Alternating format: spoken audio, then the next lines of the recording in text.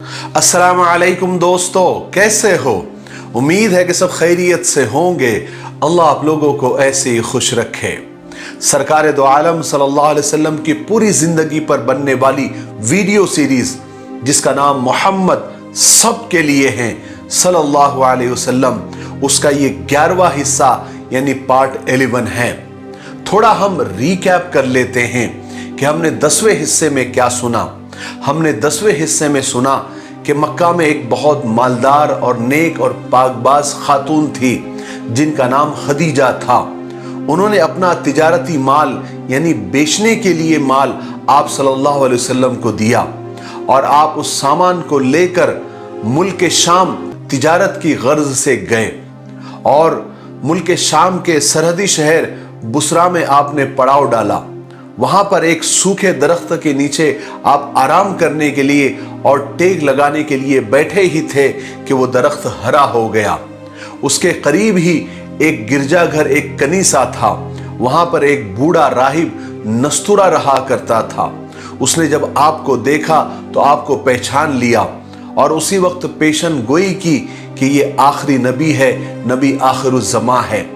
उसके बाद आप सल्लल्लाहु अलैहि वसल्लम ने शाम के बाजार में अपनी ईमानदारी, अमानतदारी, दयानतदारी के वो झंडे गाड़े और ऐसे बेहतरीन अंदाज में आपने तिजारत की, व्यवहार किया, मामलात किए कि लोग दंग रह गए।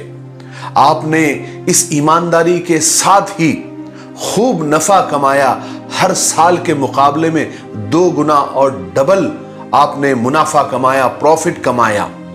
फिर हजरत खदीजा रजी अल्लाह तआला अन्हा के पास आकर आप सल्लल्लाहु अलैहि वसल्लम ने भी और हजरत खदीजा के जो गुलाम थे मैसरा, उन्होंने भी सारी बातें आकर सुनाई। तो हजरत खदीजा रजी अल्लाह तआला अन्हा के दिल में आपका एहतराम, आपकी इज्जत और बढ़ गई। हमने आपकी सहूलत के लिए 10 वीडियो के हिस्से और पार्ट के वीडियो लिंक नीचे डिस्क्रिप्शन में दिए हुए हैं। आप लोग वहां जाकर उस लिंक पर क्लिक करके आप सारे वीडियो देख सकते हैं। चलिए अब आगे सुनते हैं। हजरत खदीजा ताहिरा रज़ी अल्लाह तआला अन्हा के एक चचाजाद भाई थे जिनका नाम वर्का बिन नौफल था। उन्होंने ईसाई मजहब इख्तियार कर लिया था और वो बहुत बड़े आलिम थे। एक दफा हजरत खदीजा रजी अल्लाह तआला अन्हा अपने चचाजाद भाई के पास मिलने के लिए गई और हुजूर पाक सल्लल्लाहु अलैहि वसल्लम की ये सारी बातें बताई जो उन्होंने मैसरा की ज़बानी सुनी थी और खुद उन्होंने अपनी आंखों से भी वो सब बातें और वो सब मंजर देखा था। वर्का बिन नौफल ने हजरत खदीजा रजी अल्लाह तआला अन्हा की जब ये सारी बातें सुनी तो हैरान हो गए और कहने लगे कि ए खदीजा, अगर तुम्हारी ये बातें सच्ची है तो तुम ये समझ लो कि ये मोहम्मद सल्लल्लाहु अलैहि वसल्लम इस उम्मत के आखिरी नबी है। मुझे मालूम है, मैंने पढ़ा है कि एक नबी अनकरीब आने वाले हैं और सब लोग उनका इंतजार कर रहे हैं। जब वर्का बिन नौफल की बातें हजरत खदीजा रज़ी अल्लाह तआला अन्हा ने सुनी तो हजरत खदीजा के दिल में हुजूर पाक सल्लल्लाहु अलैहि वसल्लम की मोहब्बत और एहतराम और बढ़ गया। अब वो ये आरजू करने लगी कि ये अमानतदार नौजवान उनके शौहर बन जाए, उनके हस्बैंड बन जाए। और ये आरजू इतनी बड़ी कि एक रोज हजरत खदीजा रजी अल्लाह तआला अन्हा ने एक नफीसा नाम की औरत जो उनकी सहेली थी, दोस्त थी, उनको बुलाया और उनसे कहा कि तुम मोहम्मद के पास जाकर सल्लल्लाहु अलैहि वसल्लम मेरा निकाह का पैगाम दे दो। उस औरत ने ऐसा ही किया, हुजूर के पास आई और इधर उधर की बातें करने लगी और बातें करते हुए एक सवाल किया कि ऐ मोहम्मद, तुम शादी क्यों नहीं करते, क्या वजह है? तो हुजूर ने फरमाया कि मेरे पास इतने पैसे कहां हैं कि मैं शादी कर सकूं। तो नफीसा ने कहा कि अगर इसके बगैर ही आपको हुस्न, जमाल, दौलत और इज्जत मिल जाए तो कैसा रहेगा? हुजूर ने फरमाया कि आप इतना घुमा फिरा कर क्यों बात कर रही है, आप बताइए कि वो कौन है? नफीसा ने कहा कि खदीजा। हुजूर ने ताज्जुब से पूछा कि वो मुझसे शादी कैसे कर लेगी, वो कैसे राजी होगी? چونکہ حضرت خدیجہ رضی اللہ تعالیٰ عنہ اپنے حسن جمال، دولت اور پاک بازی کی وجہ سے پورے مکہ میں مشہور تھی۔ مکہ کے بڑے بڑے سرداروں نے اپنے نکاح کے پیغام بھیجے تھے اور سب حضرت خدیجہ سے نکاح کرنا چاہتے تھے، مگر حضرت خدیجہ سب کو انکار کر دیتی تھی، اور حضرت خدیجہ کا انکار پورے مکہ میں مشہور تھا۔ اسی وجہ سے حضور پاک صلی اللہ علیہ وسلم کو یہ خیال ہوا کہ جب وہ ہر ایک کو انکار کر دیتی ہے تو مجھ سے کیسے راضی ہوگی۔ تو نفیسہ نے آپ کی باتوں سے ساری چیزوں کا اندازہ لگا لیا، آپ کے خیال کا اندازہ لگا لیا، آپ کے ارادے کا اندازہ لگا لیا۔ اس کے بعد نفیسہ حضرت خدیجہ کے پاس آئی اور ساری باتیں بتا دی اور کہا کہ محمد راضی ہے صلی اللہ علیہ وسلم۔ اس وقت آپ کی عمر صرف 25 سال تھی۔ آپ اپنی سچائی، امانت داری کی وجہ سے سارے مکہ میں کیا، سارے عرب میں امین یعنی امانت دار کے لقب سے مشہور تھے۔ آپ کبھی بتوں یا شراب کے پاس نہیں جاتے تھے بلکہ ان سے نفرت کرتے تھے۔ حالانکہ اس وقت مکہ میں ہر طرح کی برائیاں پھیلی ہوئی تھی، شر پھیلا ہوا تھا، مگر آپ ان سے دور الگ تھلگ ہی رہا کرتے تھے۔ یہی وجہ تھی کہ ہر چھوٹا بڑا امیر غریب آپ کی عزت کرتا تھا۔ ان سب خوبیوں کے علاوہ آپ خود انتہائی خوبصورت اور خوبصورت نوجوان تھے۔ آپ کا قد درمیانہ تھا، نہ لمبا نہ چھوٹا، بڑا سا سر، گہرے کالے رنگ کے بال، کماندار بالوں سے بھری ہوئی ابرو، کھلی ہوئی پیشانی، بڑی بڑی آنکھیں جن کے کناروں پر ہلکی سرخی یعنی لالی کی جھلک تھی، جن کی وجہ سے آنکھوں کی خوبصورتی اور بڑھ گئی تھی۔ سیاہ اور لمبی لمبی پلکیں، ابری ہوئی کھڑی ناک اور خوبصورت ایک جیسے دانت جن میں ہلکے ہلکے گیپ تھے، گھنی اور خوبصورت داڑھی، اونچی گردن، چوڑا سینہ، چوڑے ہاتھ اور چوڑی ہتھیلیاں، بھری بھری ہتھیلیاں اور تلوے اور کھلتا ہوا گندمی رنگ۔ آپ تیز اور جمے ہوئے قدموں سے چلتے تھے اور جسم مبارک آگے کی طرف جھکا ہوا رہتا تھا۔ آپ کے چہرے پر ایسی نرمی اور ملائمت رہتی تھی جو ہر دیکھنے والے کو اپنی طرف کھینچ لیتی تھی۔ آپ خوشامد اور جھوٹی تعریفوں سے ہمیشہ دور رہتے تھے، نفرت کرتے تھے، صرف سچی بات ہی زبان پر لاتے تھے، مگر آپ کی باتوں میں ایسی مٹھاس اور ایسی محبت ہوتی تھی کہ ایک دفعہ ملنے والا ہمیشہ کے لیے آپ کا شیدائی اور عاشق ہو کر رہ جاتا تھا۔ اسی کے ساتھ آپ کے نگاہوں میں سچائی اور بزرگی کی ایسی عظمت ہوتی تھی جو بڑے بڑے سرکشوں کو مرعوب کر دیتی تھی۔ آپ کے ہر انداز میں ایسا وقار، ایسی سنجیدگی ہوتی تھی کہ آپ کو ملنے والا آپ کے اخلاق کے ساتھ ساتھ آپ کی عظمت کا بھی قائل ہو کر رہ جاتا تھا۔ یہی وجہ تھی کہ حضرت خدیجہ آپ کی شیدائی ہو گئی تھی۔ یہی وہ خدیجہ تھی جس سے بڑے بڑے قریش کے سرداروں نے شادی کرنی چاہی تھی، نکاح کے پیغام بھیجے تھے، مگر وہ صاف انکار کر دیتی تھی۔ اس کا انکار تو سارے مکہ میں کیا سارے عرب میں مشہور تھا، مگر اب وہی خدیجہ حضور کو خود اپنا رشتہ بھجوا رہی تھی۔ بہرحال جب رشتے کی بات پکی ہو گئی، دن تاریخ پکی ہو گئی، تو حضور پاک صلی اللہ علیہ وسلم اس طے وقت پر اپنے چچاؤں کے ساتھ حضرت خدیجہ کے گھر تشریف لے گئے۔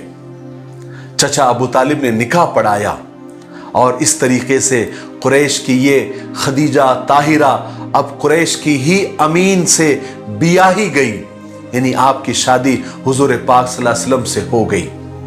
یہ نکاح ملک شام کے سفر کے 2 مہینے 25 دن کے بعد ہوا۔ نکاح کے وقت آپ کی عمر 25 سال کی تھی اور حضرت خدیجہ کی عمر 40 سال تھی، اور مہر میں 20 ऊंट तय हुए और एक दूसरी रिवायत के मुताबिक महर 12.5 औकिया तय हुई। एक औकिया 40 दिरहम का होता था, यानी 500 दिरहम महर तय हुआ। अब तक हुजूर पाक सल्लल्लाहु अलैहि वसल्लम चचा अबू तालिब के ही घर में रहते थे, मगर निकाह के बाद आप सल्लल्लाहु अलैहि वसल्लम वही यानी हजरत खदीजा रजी अल्लाह तआला अन्हा के घर में रहने लग गए। शादी के बाद हजरत खदीजा रजी अल्लाह तआला अन्हा की जिंदगी का सबसे बड़ा मकसद यही था कि आप सल्लल्लाहु अलैहि वसल्लम खुश रहे और आराम से रहे। चूंकि हुजूर पाक सल्लल्लाहु अलैहि वसल्लम को तन्हाई और सुकून पसंद था, ऐसी जगह जहां शोर और हंगामा ना हो, चिल्ला पुकार ना हो, तो हजरत खदीजा रजी अल्लाह तआला अन्हा अपनी ताकत भर इस बात का ख्याल रखती थी और कोशिश करती थी कि हुजूर पाक सल्लल्लाहु अलैहि वसल्लम को कोई भी और किसी भी किस्म की कोई तकलीफ ना हो।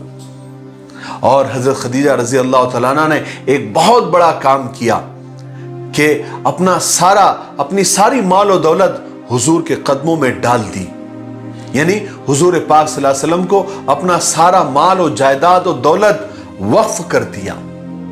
मगर हुजूर पाक सल्लल्लाहु अलैहि वसल्लम ने कभी हजरत खदीजा रजी अल्लाह तआला अन्हा के माल पर नजर नहीं रखी, ना ही कभी उसे इस्तेमाल किया, बल्कि आपने ये किया कि अब तक सारी मेहनत और सारा कारोबार हजरत खदीजा किया करती थी, शादी के बाद आप भी उस कारोबार में हाथ बटाने लगे, बल्कि सारा इंतजाम आपने संभाल लिया और आपने अमानतदारी, दयानतदारी, ईमानदारी के साथ ऐसा कारोबार किया, ऐसा व्यवहार किया, ऐसे मामलात किए कि उस कारोबार में खूब बरकत होने लगी और प्रॉफिट और नफा कई गुना बढ़ गया।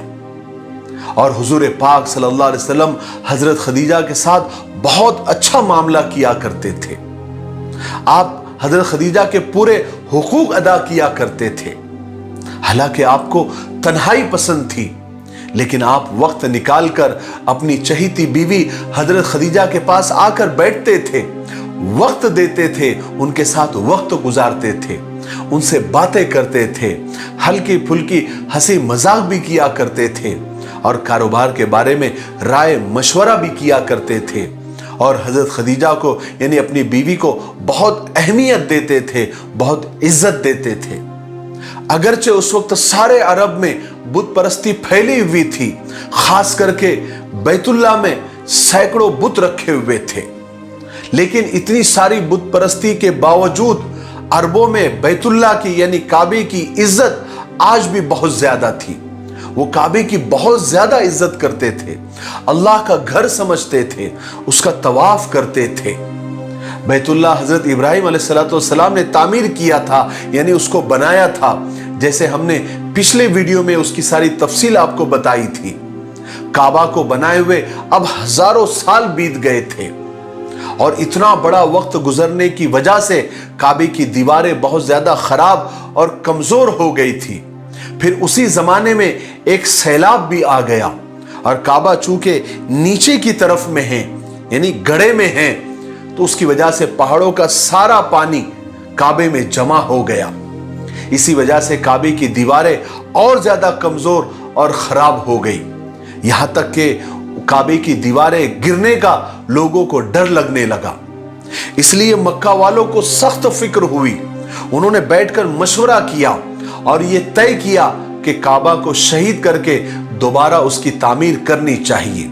फिर इत्तेफाक राय से यह तय हो गया कि काबे को शहीद किया जाएगा और उसको दोबारा तामीर किया जाएगा और इस बार काबे की दीवारें जरा ऊंची बनाई जाएगी और उस पर छत भी डाली जाएगी, क्योंकि पहले काबे को छत नहीं थी, और अंदर जाने का दरवाजा छोटा और ऊंचा बनाया जाएगा ताकि उसकी हिफाजत हो सके और सीढ़ी लगाकर जाना पड़े। फिर आखिर सब ने मिलकर यह तय कर दिया कि अब काबे को शहीद करके दोबारा बनाया जाए। काबे की तामीर मक्का वालों के लिए बहुत इज्जत और खुशनसीबी की बात थी, इसलिए हर शख्स उसमें हिस्सा लेना चाहता था। इसलिए उन्होंने मिल बैठकर यह तय किया कि चारों दीवारों का काम अलग अलग खानदान को बांट दिया जाए। दाएं तरफ की दीवार एक खानदान बनाएगा और बाएं तरफ की दीवार एक खानदान बनाएगा, आगे की दीवार अलग खानदान और पीछे की दीवार अलग खानदान। इस तरह उन्होंने सारे काम तकसीम कर लिए ताकि कोई झगड़ा ना हो, फसाद ना हो। इस तरह पूरे जोश और खरोश के साथ काबे का काम शुरू हुआ। पहले ईंटें और पत्थर लाने का काम शुरू हुआ। उस वक्त हुजूर पाक सल्लल्लाहु अलैहि वसल्लम की उम्र 35 यानी 35 साल की थी। आपने भी काबे की तामीर में, कंस्ट्रक्शन में बढ़ चढ़कर हिस्सा लिया और सबके साथ ईंटें और पत्थर लाने लगे। मैं आपकी मालूमात के लिए बता दूं कि ये काबे की यानी बैतुल्लाह की तामीर तीसरी बार हो रही थी। सबसे पहले हजरत आदम अलैहिस्सलाम ने इसकी तामीर फरमाई थी, क्योंकि हुजूर पाक सल्लल्लाहु अलैहि वसल्लम खुद फरमाते हैं एक हदीस पाक में कि हजरत जिब्राइल अलैहिस्सलाम हजरत आदम के पास आए और बैतुल्लाह की तामीर यानी काबा बनाने का हुक्म दिया। जब हजरत आदम अलैहिस्सलाम ने काबा बना दिया तो हुक्म हुआ कि उसका तवाफ करो और इरशाद हुआ कि ए आदम, तुम पहले इंसान हो और ये खुदा का पहला घर है जो लोगों की इबादत के लिए बनाया गया है। फिर हजरत आदम अलैहिस्सलाम के बाद नूह अलैहिस्सलाम के जमाने में तूफान आया, पानी का तूफान आया, तो बैतुल्लाह का नामो निशान भी बाकी नहीं रहा। फिर हजरत इब्राहिम अलैहिस्सलाम के जमाने में दोबारा बैतुल्लाह की तामीर का हुक्म हुआ। चूंकि नामो निशान बाकी नहीं था, इसलिए हजरत जिब्राइल अलैहिस्सलाम ने खुद आकर वो निशानात बताए और हजरत इब्राहिम और हजरत इस्माइल अलैहिस्सलाम ने काबे की दोबारा तामीर की, जिसका किस्सा हमने इसी सीरीज के पहले वीडियो में तफसील से सुन लिया। अब ये जो तामीर हो रही थी, ये तीसरी बार थी जब काबे की तामीर हो रही थी, उसका कंस्ट्रक्शन हो रहा था। और ये जान लो कि ये आप सल्लल्लाहु अलैहि वसल्लम की उम्र इस वक्त 35 साल की थी, 35 इयर्स की थी। ठीक है, आज के लिए इतना काफी है, इसलिए हम यहीं पर रुक जाते हैं क्योंकि वीडियो काफी लंबा हो रहा है। हम आने वाले 12वें हिस्से में आपको बताएंगे कि काबे की तामीर के वक्त क्या क्या मसाइल पेश आए, क्योंकि कोई काबा शहीद करने को तैयार ही नहीं था। फिर उसके बाद जैसे तैसे शहीद करके काबे की तामीर हुई। फिर उसके बाद हजर अस्वद रखने का मसला आया, एक बहुत बड़ा झगड़ा हुआ। फिर उसमें आप सल्लल्लाहु अलैहि वसल्लम ने कितना बड़ा रोल अदा किया, ये भी हम आपको 12वें हिस्से में इंशाअल्लाह तफसील से बताएंगे। तब तक थोड़ा इंतजार करें और आप अपने वादे पर कायम रहें। इन सीरीज के वीडियो को मोहम्मद सब के लिए सल्लल्लाहु अलैहि वसल्लम, इन वीडियोस को आप ज्यादा से ज्यादा शेयर करें, खास करके नौजवानों में, ताकि वो आप सल्लल्लाहु अलैहि वसल्लम की जिंदगी को और आप सल्लल्लाहु अलैहि वसल्लम को करीब से जाने। ये आपके लिए सदक़े जारिया होगा।